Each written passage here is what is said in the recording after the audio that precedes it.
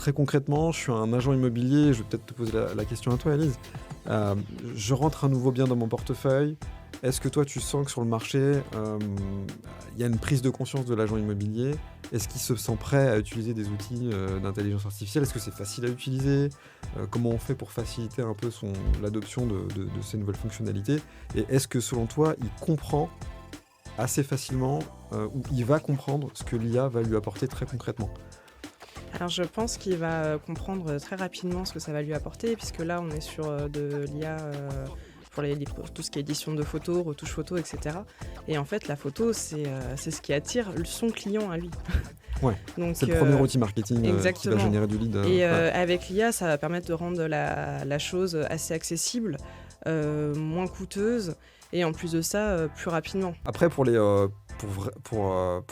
grands réfractaires encore de ce genre d'outils, on reste dans le monde de l'immobilier.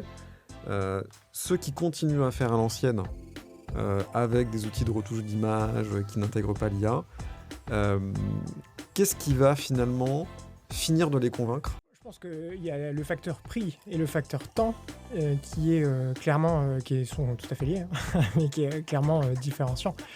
Dans le cadre du homestaging, par exemple, ou même de travaux un peu plus lourds, faire ça par des graphistes, mais aussi par des gens qui vont venir estimer les travaux, à un stade très amont, quelque part, des travaux réels, qui ne seront pas finalement ce qui va être vraiment réalisé.